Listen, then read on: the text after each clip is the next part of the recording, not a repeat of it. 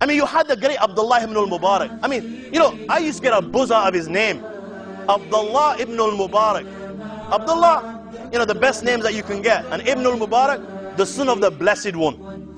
When he was alive, Ismail ibn Ayyash would say, Ma ala wajhi al-ardi ahadun mithl Abdullah ibn al-Mubarak.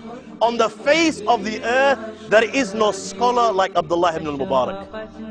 And every good that Allah has created, it seems that Allah has placed inside this one man. Some scholars went as far as saying that he's like the companions of Rasulullah sallallahu alaihi wasallam. It's just that the companions have excelled as a result of companionship. And you'd be surprised, one of those that actually said this was the great Ibn Uyayna, Sufyan ibn Uyayna. He says, Nazartu fi amri sahaba wa amr ibn al-Mubarak. I looked at the companions of Muhammad sallallahu alaihi wasallam, and I looked at Abdullah ibn al-Mubarak, and I saw no virtue for them over him, except as a result of their companionship and their jihad with Rasulullah, which obviously after all is everything.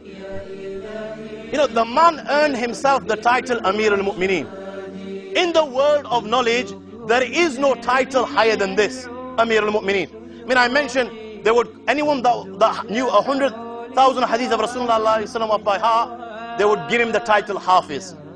Anyone that knew 300,000 hadith of Rasulullah by heart, they would give him the title Hujjah. Anyone that knew all the hadiths of by heart, they would give him the title Hakim. And anyone that was a cut above the rest and beyond, he earned himself the title Amir al-Mu'mineen. Abdullah ibn al-Mubarak was one of the few that earned himself the title the Amir al-Mu'mineen. And why not? You know, as a child, Allah blessed him so much that the narrator says we were going to the maktab and we'd go together. All of a sudden a man was delivering the khutbah, and he says by our standards the khutbah was a very long one.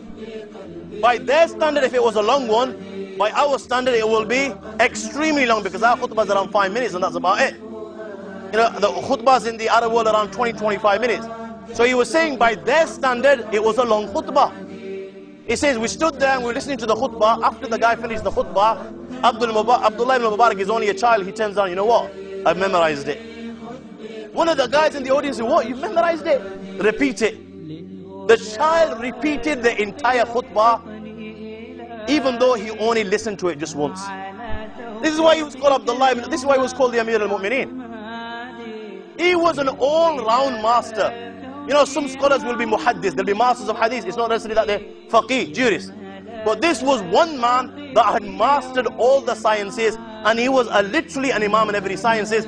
This is why people would flock to his gatherings, because they would get from him what they would not get from others. I mean, you've heard of the great Imam Malik, the Imam of Medina. Even he would give respect to Abdullah ibn al-Mubarak. I mean, Yahya ibn Ma'in is the narrator. And you know, Yahya ibn Ma'in was a Hanafi. I mean, I just said to you, the great Zahabi was known as being the Imam of Jarh wa Ta'dil. If Imam Zahabi was known as being the Imam of Jarh wa Ta'dil, then you know this Yahya ibn Ma'in and Yahya ibn Sa'id al-Qattan, who were both Hanafis, they were the ones that actually laid down the foundations of this science of Jarh and Ta'dil. So they're relating, he's relating, he says, we were in the gathering of the great Malik. And what happened was one day, Abdullah ibn Mubarak came and permission was asked for him to enter. Permission was given. And we saw that Imam Malik moved from his place and made Abdullah ibn Mubarak sit with him. Yahya ibn Ma'in says, I have never seen the great Malik ever move for anyone other than the great Abdullah ibn Mubarak. The hadiths are now being related upon the great Malik. And every time, now and then, Imam Malik would turn around to Abdullah ibn Mubarak and he would say to him, Ma indakum fi hadha, what do you people have with regards to this? Then Abdullah ibn Mubarak would respond quietly.